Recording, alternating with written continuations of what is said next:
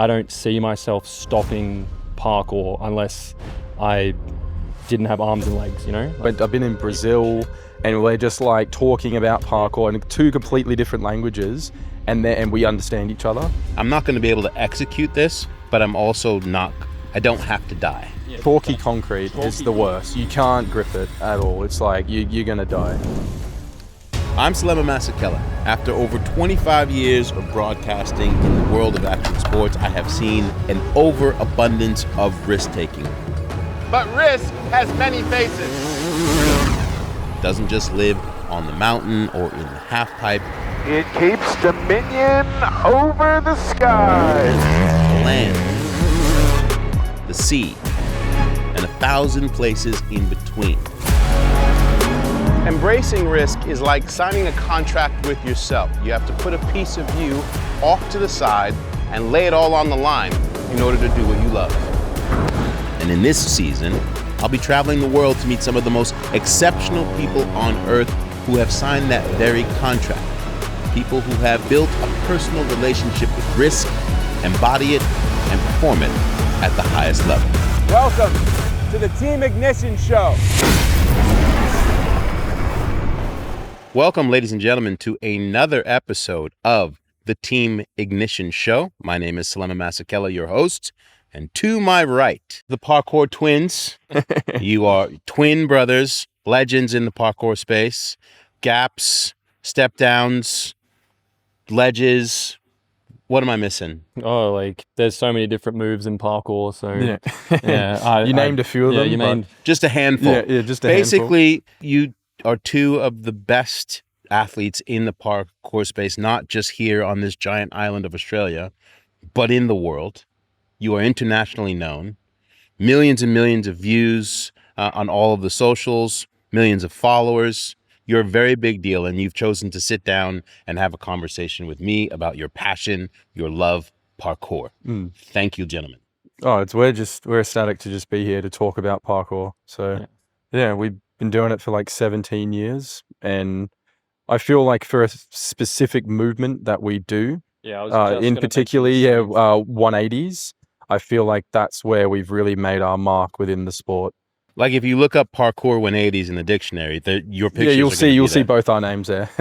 You guys are legends in your sport, in parkour, and you're not only legends as individuals, but you're legends as brothers, twin brothers, in a sport that is very individual. So right off the bat, I'm just curious how you balance that out, what kind of powers it gives you in a world that for the most part is like it's all about me. I mean, you guys are all about we. Yeah, I think that's why we've been able to get so far in parkour is because we have the both of us. If one person's doing a challenge and I'm either watching or filming, it's almost that I'm doing the challenge when he does it. I just know that I can do it quite quickly after. Yeah. So having that twin aspect while we train is like, it just gives us it's an advantage. It's an edge for sure. Yeah, it is. Yeah, we just bounce off each other. You bounce off each other. I don't know whether or not you guys realize it or not, but you completely finish each other's sentences like on the regular. Yeah. It's your superpower. Yeah. Does it give you an ability, I imagine, to critique each other or see where they have an ability? Like you know each other that well. 100%. Yeah. If Dylan's like fully just focused on a challenge and I know that he's got it, I'm not going to like step in and be like, oh, hey, like, are you sure you're ready for this? Or like, I won't like try to get in his head. But if there's something that's like I'm missing, I'll completely be like, hey, bro, now like just chill for a minute. Like there's maybe think about this. Because if you hear that from your brother as opposed to someone else, he really means it. You'll listen to that. It's very rare. It doesn't happen all the time. I'm curious what your relationship was like as kids before you got into parkour. How did you interact with each other? What were you into? Oh, it was just everything we would do, we were always doing together. Yeah. Like no matter what it was, like if we're doing rugby league, we're playing like tag at school, we're playing handball. It was like we just did everything together since a very young age. Like it's just been like that for ages. And who started the parkour? Yeah, I was like a week before him, and then I like watched like a random video on YouTube, and then I thought it was pretty cool. There wasn't many videos. Yeah. So. Not a lot, but I just thought it was cool. And then I did like a couple of sessions by myself, I think, like nothing crazy. And then a week later, I was like, oh, come on, let's go do some parkour together. Let's go climb this wall. And then ever since, we just hooked ever since. That was it. You were in. Yeah. As an outsider looking in, before that bit of practice that I got, the training that I got to do with you guys today, I'm like, I didn't understand it. And then I was just like, oh, this is nonstop problem solving with your body at like an infinite level. Yeah. That's where we find the enjoyment as well. You get hooked into the amount of attempts that it takes you to get to that challenge. So say if it's like 10 attempts and you're like, I just want to just one more until I get exactly what I want. It just makes all those attempts that you had before just so worth it. And you're just like, thank God I've got this done. Like I've achieved what I wanted to. Ticket home kind of thing. Like you're finished for the day. So those thousands of hours over all of these years, when you now go to approach something that for a regular civilian, it looks, oh my God, these are crazy people. What are you seeing? When you walk around a city, what are you seeing? Yeah, for us, it's just so normal. It's just how we look at the city with our parkour eyes. It's like a never ending just thing that we're thinking about all the time is like, oh, I could do this, I could jump here, I could do that, I could go up this. And a lot of the time I'm like screenshotting, like if I got Google Maps open, I'll screenshot. If I see a spot that I'm like, I'm going to go back there, I just quickly screenshot it. Oh yeah, big up to Google Maps. It made looking new challenges way easier than just being on the street.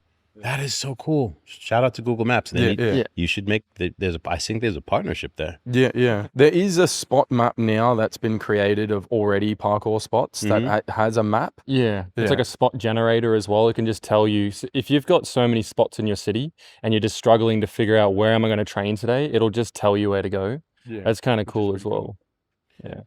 From when you first started and you see this thing on YouTube, you're blown away, you pull your brother into it, and now you're doing it, to now this next wave, this next generation of kids that like, there are parkour parks and training centers that are popping up all over the world. Even where I live in Southern California, like it's become a really, really big thing. I have, in the olden days, you had to pick one. Like my friends' kids would surf, or they would skate, or they would snowboard. And now it's like these kids skate and they snowboard and they do parkour with the same passion that they do the other sports. As you see it starting to explode and grow, what do you think the future looks like? Because up until now, it's been rather niche, and the most of the people who care about it are the people who do it. And then the people who are sort of blown away and they're like, oh, that looks crazy. And then they go back to their thing, but they're not into it. But it kind of reminds me of the rest of action sports, where your sport is now in that space where it's incubating to transcend and be something bigger. Yeah. Australia's a bit behind with the parkour world. But over in Europe and America, there's just parks being built everywhere. And the numbers of people that are training now is like, it's going through the roof. Like it's insane. The growth on the parkour stage around the world. I was in Japan a couple of days ago, and they had one jam there, and there was like 400 people there just on one day, just all training together. Because they've got good indoor parks, and like the instructors that are there, like they train themselves in the community, in like outside at really good spots, and their parks are just sick. Like I think if there is more parks, then like parkour, it's going to just keep growing. It'll just keep booming. Do you think that is a perception problem by the powers that be? I read someplace where, I don't know what the incident was, but there was an official, and like his official statement after one of you got in trouble was being like, I can't believe that these young people, these kids are out here doing these things. And it almost made it sound like you were societal, like a detriment to society being out here practicing what you do. Heart-stopping footage has emerged of young daredevils leaping dangerously through the air between high-rise buildings. 4 young men on a Gold Coast rooftop. They carefully step out a run-up, a flying leap between high-rises. No safety nets, and most would say no common sense. I'm shocked. Shocked, 100%. When you saw it, what did you think? I think very dangerous. If the group had fallen, the stakes are about as high as it gets, with a 12-metre drop straight down onto a concrete car park. I'm always concerned that people who are experts at this, or supposed experts, are going to give an example to young, vulnerable minds who will then decide to have a go themselves. From society, I think it's like, it is out of the normal. Like, we are doing abnormal things. They see the one clip, but they don't see the thousands of hours of what we've trained and dedicated our lives to, so they don't get the whole picture. If it's like a parkour park and they can see people like training there legitimately, and then like going into like spots outside of like a legitimate park, and they can see in the streets, and they have like an idea that, oh, this guy knows what he's doing. But I feel like in Australia, it's like they'll look at people that are training on the street and just be like, this guy is a little bit crazy. Like, they kind of skip the whole of training part, what we've done for thousands and thousands of hours. But I think it's like, you look at gymnasts and gymnastics, it's essentially they're doing what we're doing, but we're just doing it outside. But they just skip the whole hours of training that we've done, and they just think it's this 5-second thing we've just done, and we're just sending it for adrenaline, and that we're not like in control. But everything that we've done is in control. But I don't know. It's a good question. I mean, listen, skateboarding went through the exact same thing. Yeah. For me growing up, we would get like the cops would pull over for you holding your skateboard. Like checking the surf.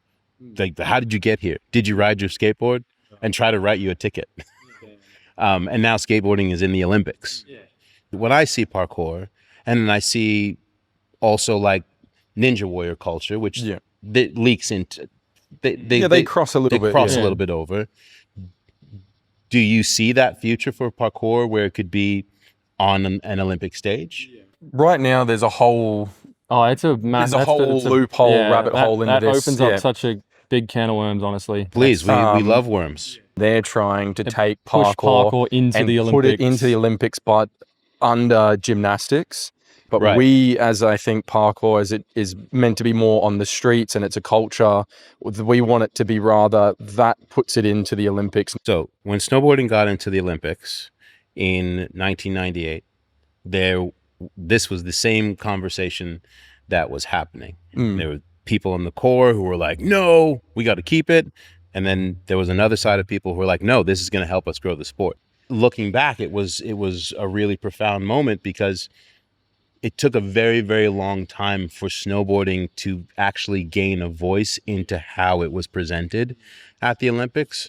So I'm just not surprised that this is what you're going through, because this is what happens with all niche sports. What is it about the parkour community that makes a kid go like, oh, I want to be a part of this? That's different from, let's say, gymnastics. Not putting anything down from gymnastics, but I think it's just because you're free to do what you want. It's more gymnastics is very regulated, and you need to flip this way, you need to land this way, you can't do this flip, this is banned. But with parkour, free running, you decide on what you want to do. Like everyone's like body is different. Like it's, unless you're an identical twin, but like when it comes to parkour and you're like trying to, like move in a certain way, there's proper form and technique still with like certain moves, but you can still adjust it to your body and how it makes it more comfortable for you. So there's that side of it where there's different styles, like in skateboarding, other sports, people move differently, body shapes. The same with parkour. So there's no real wrong way that you're doing it. When did things start to go from we're good for kids from the Brisbane area, or we're good for kids in Australia, to like, we can take this global?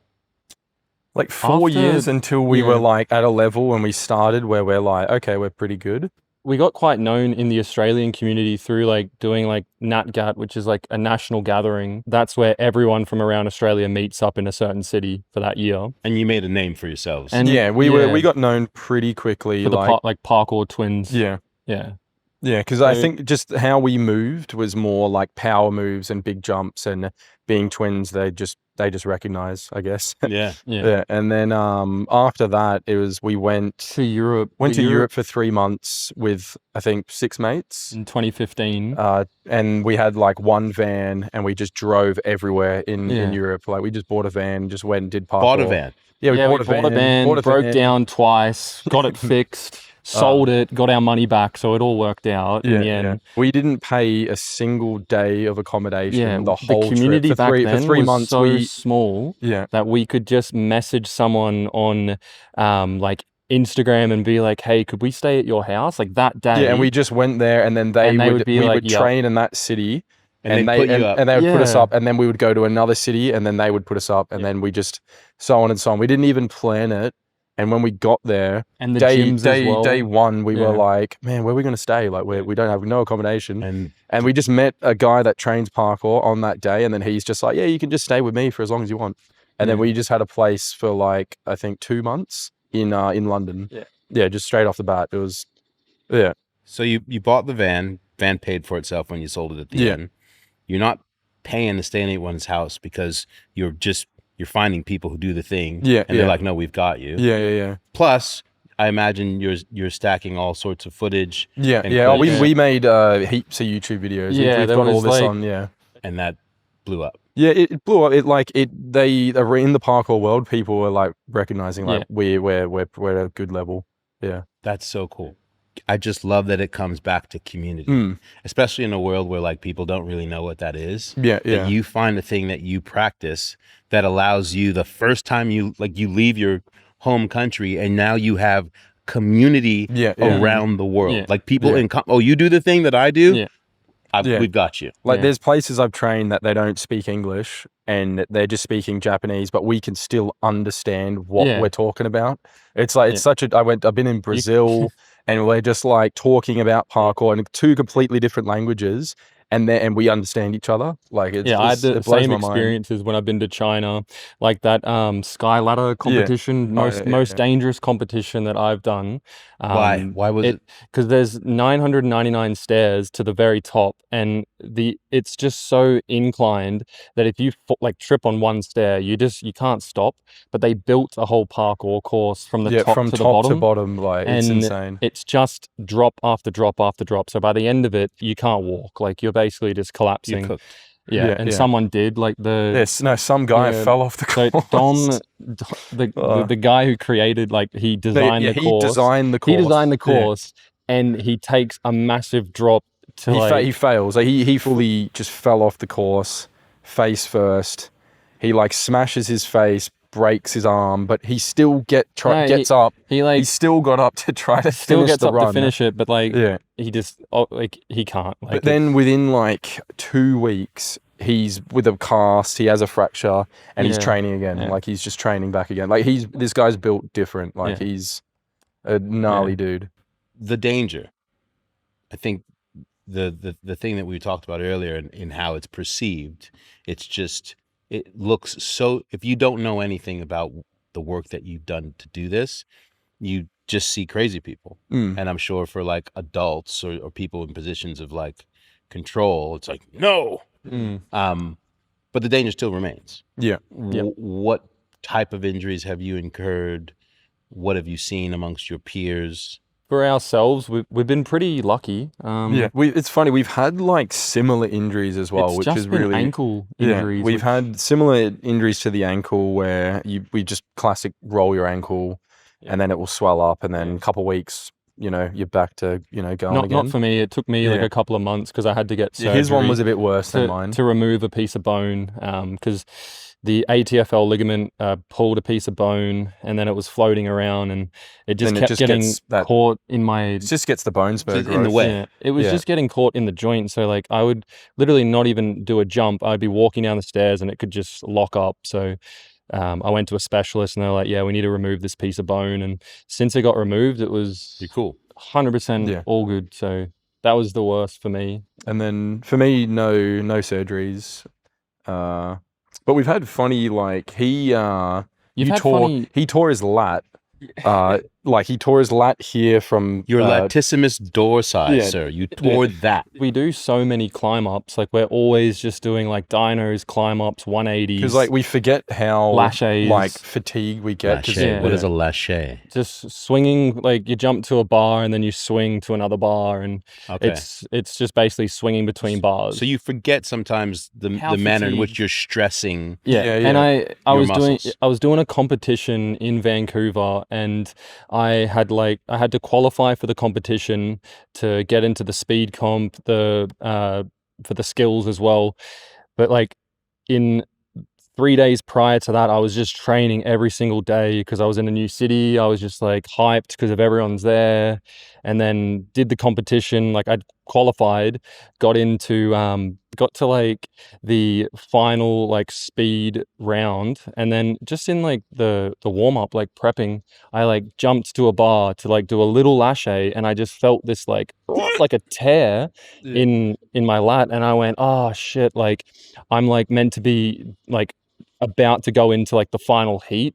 And it was me and this other guy called Joe Hendo, and he had won every single year for like 3 or 4 years. And like the heats before, it was like I beat him by like 0.1 of a second, and then he beat me by like 0.1 of a second.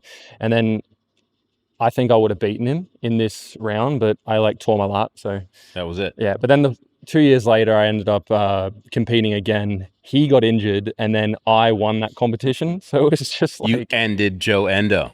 He ended himself, unfortunately, because he like rolled his ankle. But if he didn't, I still think I would have beaten him anyway. But we'll have to run it back. Like if he's training again, honestly, like we should do it again. Cause, you hear that, Joe Endo? Yeah. It's a call out. It's the people want to see it. But yeah. You both do parkour. You're twins. Share DNA. You share a womb. Who's best at what? For single movements, I'm better. Nah. So single movements. Just I want to hear some good things. Come on. Power movements, and for like when it comes to doing flips. Yeah. His awareness for flips is a lot higher.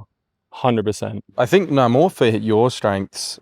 I feel as in parkour control of like doing something that's like mentally hard. That's whether it's like one big jump. I feel he can put the big jump in a run.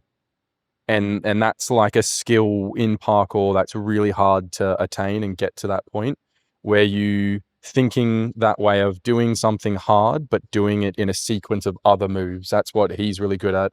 And I think that's why he was able to win some of the Sport Parkour League competitions, is because he can put the big jump or a big move in a very long run. And that's why he performed so well. Because when I go to try to do that, I'm too used to doing one or two big things, but not executing it in a long run. It's why Dylan's so good at doing skill competitions, because it's like normally in those comps you're doing like 1 or 2 moves, but you got to execute it the way that it's been set. Yeah. So like you have to stick it, or you have to like land on this wall in this particular way.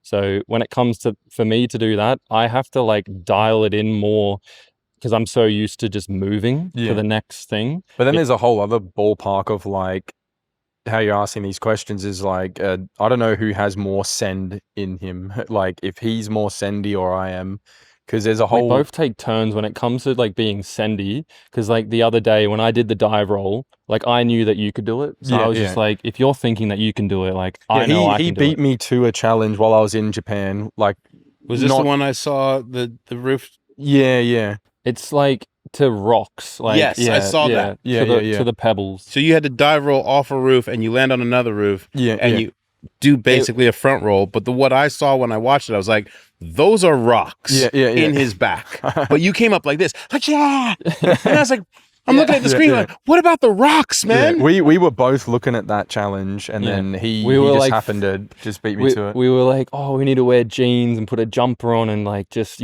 pad it out a little bit, like put the rocks, like make the rocks looser and soften it up. Make it softer. But like it actually started to rain. So I was just like, I need to do it now. So, but it is soft enough. Like it doesn't look that soft, but the rocks actually, it takes so much of the impact. Yeah, it's like an in between concrete and sand. Yeah, it's like there loose is concrete. give to it. There Yeah. is give to it, but Yeah.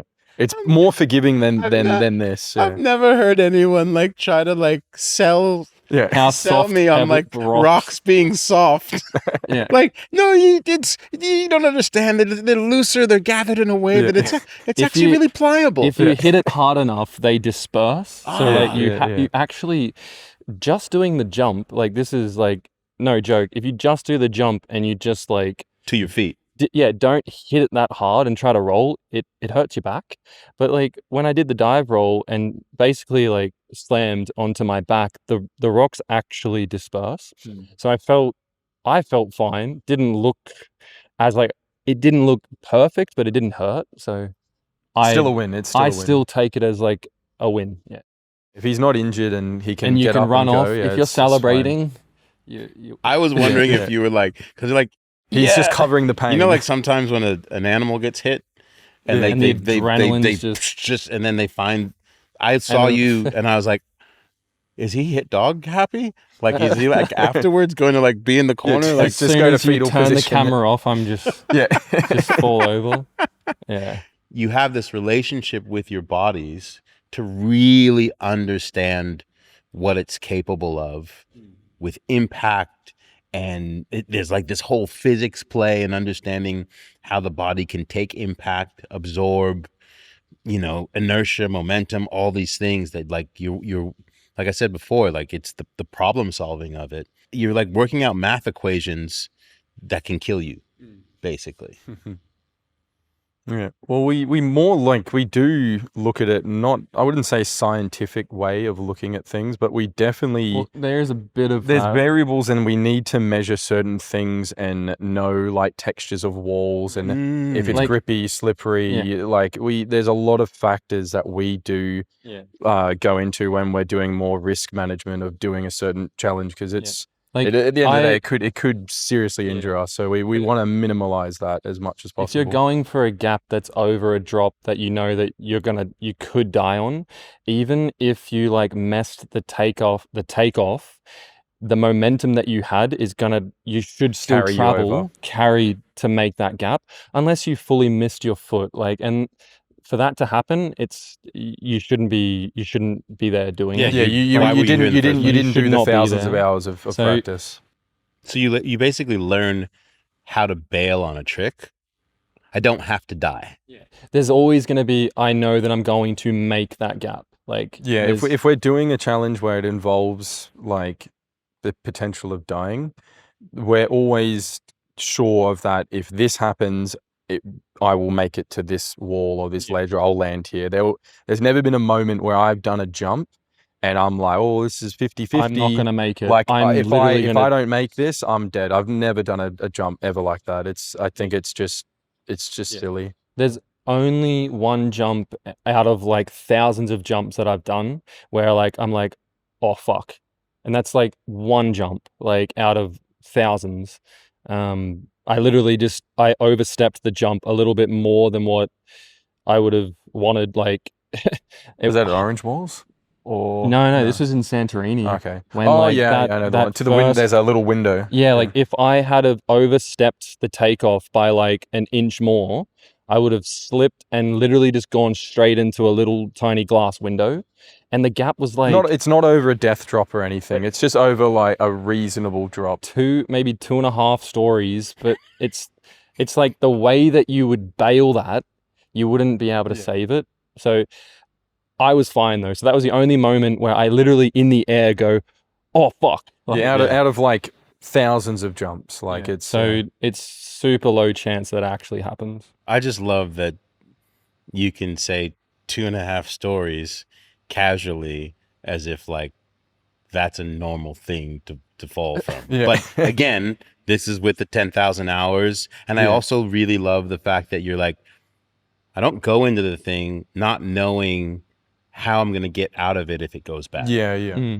There's not many jumps that I've done where it's like, if I don't stick this, I could die. There's always a way that you can at least slow down the even drop. when we're not doing the challenge, we'll be doing certain things where I will turn and go to the drop and hang on and test the rail, and I would practice the bails of like what could happen, and I will practice that as well, even before committing to the jump. Just so knowing what your outs. Yeah, I know. I know. Like if I'm like, because imagine I like don't prep it, it happens, and I haven't done anything. I could just slip off because the wall was slippery on the other side, and I didn't practice that or prep it. So we prep like everything, every variable possible. We try to prep. I was really impressed today when we were at the 180 walls, and you explained to me how this particular texture, was it marble? Yeah, marble. Yeah. You're like, marble to me, I see marble and I just think slippery. Yeah. And you're like, oh, actually marble more than any other texture. That's what we first thought as well. That's the grip. That's the fresh powder. That's why we didn't do it for so long, because we thought it's legit the most slippery surface. But logically though, it does make sense for parkour people to figure out that like that wall is more grippier than another wall, because that's all we do is we just look at walls and just touch walls. That's all we're doing every day. So if let's take like a purity test, like a gemologist, right? Let's look at we'll be wallologists here.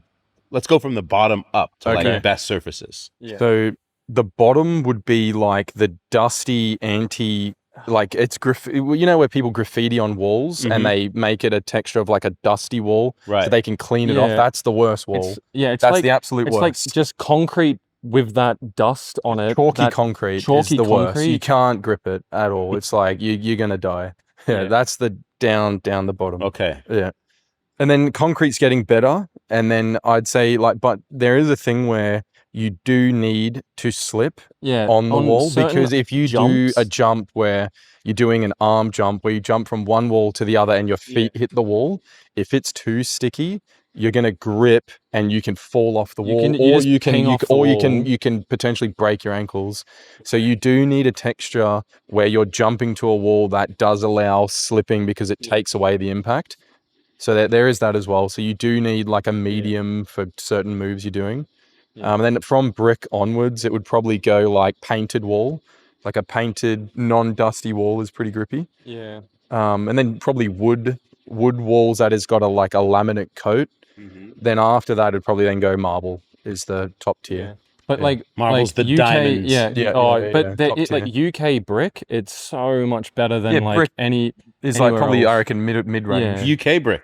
UK brick. English there's something different about it. Like it's so much because it's built to last, and their weather is more harsh. Here we just build shit out of tin. Our weather's harsh, and but it's like so the brick over there, when you're jumping on it, it needs to be solid, and then that stuff just lasts forever. But ours is just we build it too quick and it just falls down in 10 years. The next time you guys go to England, you're going to be going through customs and they're just going to be like, look at your passport and be like, you straight through. Yeah. We heard what you said about our brick. Yeah. Thank you. Yeah. You're 31 years old? Yep. 31. I'm not calling you long in the tooth, but you're not younglings either. No, we're definitely not spring chickens anymore. Yeah. In a sport where I see these young kids and they're insane. Yeah, I see them too. And they've got no fear. And I imagine you might feel like you have a little bit of targets on your back in a healthy way. They push you. Well, I'm still hitting NBDs in my 30s, so I'm like happy. NBDs, by the way, never been dones. Yeah, so like I'm still doing things that I like am proud of. So at the end of the day, I'm just like, as long as I'm still training and having fun, but like seeing other people train and just continue kind of like where we came from. I'm more like happy seeing it, that there's progression in the sport, because I'd be more upset that if they weren't there's doing no anything, progress, and I'd be like, oh, well, that's it. If like there was I'm more like, this is sick that there are people that are getting better and progressing faster than us, like, because that's like where we paved the way for certain moves so that the younger generation can go and do more with it. We would always talk about like, oh, when's the next like group of people that are going to like do what we did start, like in Brisbane? and like there was another group that started, and like there is people still training, but they're not like coming out to like the big jams. There's still random people that are just jumping about. But on the world stage though, it's like the progress is Yeah. crazy. Like It's exploding. It's exponential. Yeah. It's going through the roof. And I also think that the sport is so young that you don't really know what the ceiling is. I mean, if anyone would have said in 1985 that Tony Hawk would still be skating vert at the level that he is and still be considered like the active godfather, not like legend on the sidelines, but active godfather still doing it. of skateboarding, you would have laughed. But this guy's in his late 50s and he's still doing the thing at a very high level. Yeah. There's a guy called Joe Scandrid, and he I got to show you clips later, but he does His like style of movement. his style of movement is like you could potentially do in your 60s or 70s. And it's like crazy moves. Like he'll be off the side of a building and drop and just catch a pole and slide down the pole, and that is literally 100% just mental, and you don't need anything physical other than just grabbing the pole. No, his technique is just flawless though. Like that. If you, but physically, it's not doing anything to his body. It's like the strength of like an 80-year-old grandma could do it, like, and like potentially. So I don't. No, it's like maybe like a strong 80-year-old, but like, no, like if because he does like so many different descents. It's not just sliding down poles, but like I just kind of compare it to like kind of rock climbing. Like if you've got that type of strength. And you're like descending yourself down rails in like the way that he does it, I can see this type of movement. You could keep doing it into 50s, 60s type of thing. Yeah, for sure. What else is there for a professional parkour athlete at the level that you're at? Obviously, you get put in commercials, you get endorsements, but like, how do you see yourselves being able to continue to live this lifestyle without having to go out and get jobs outside of the space? Well, yeah, for me personally, it's more transitioning more into stunt performing in movies. So I kind of see that more as an avenue where I can still use the skills that I've trained over for years and years and years and go more into performing. And you're doing it? Yeah, I've done already a couple movies, which is sick. Like I did one already before I was graded. And then we both did that one. Yeah, we both did that one together, and then got graded. And then I did another movie just recently for 3 months. Awesome. Yeah. Super lucky. Are you interested as well? Yeah, since we both did a movie together, I'll eventually transition into that. It's at the moment because I'm like finishing my degree. Well, I have finished my degree. I've just got all this time now just to train more. So what were you studying? Nursing. No way. So I've finished that, and then I don't want to start practicing next year. I kind of just want to have a break and just train. That's all I want to do. So wait, you've been in school for how long?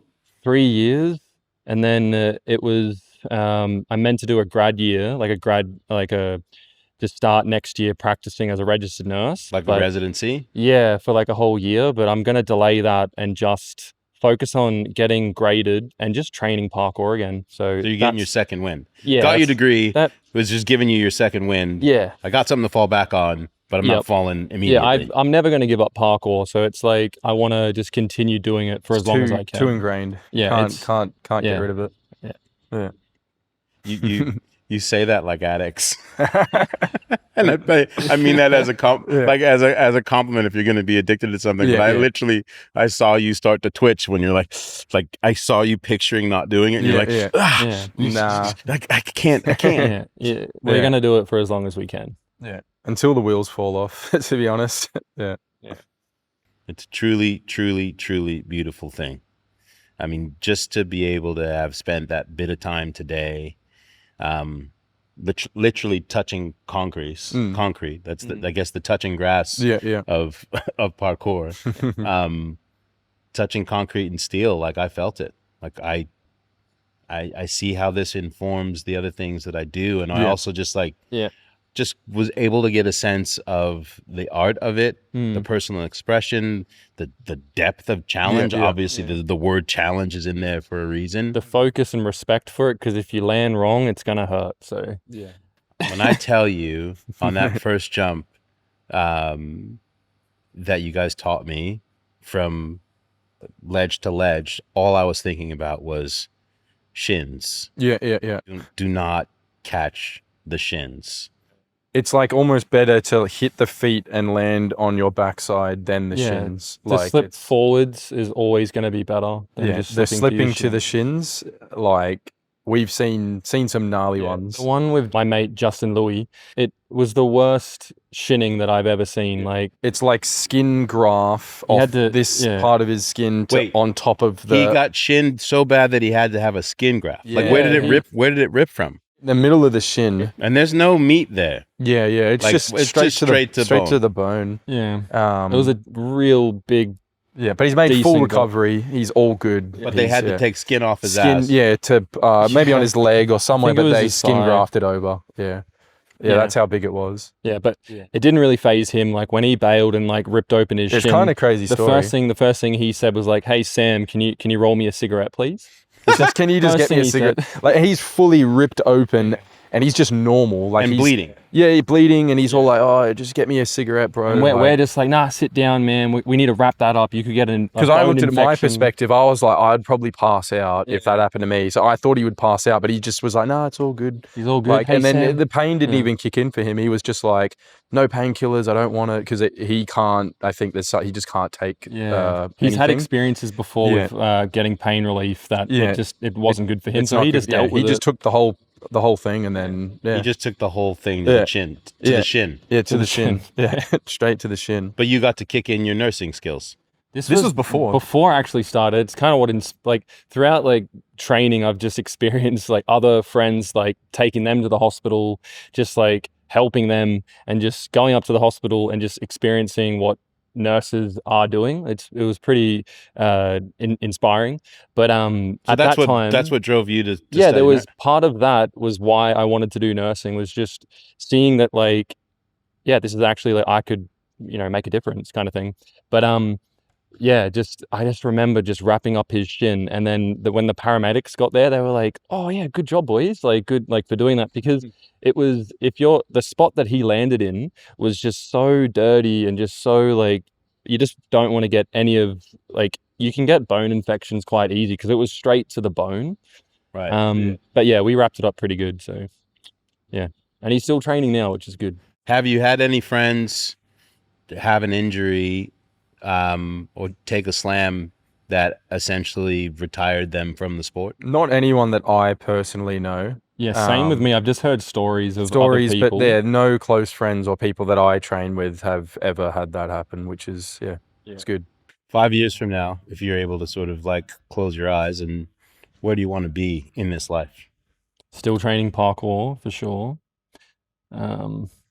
Still training parkour and hopefully have many more movies that I'm on. Like hopefully my progress in where I'm going now, it just keeps going and chugging along. Yeah, that's basically where I see myself going.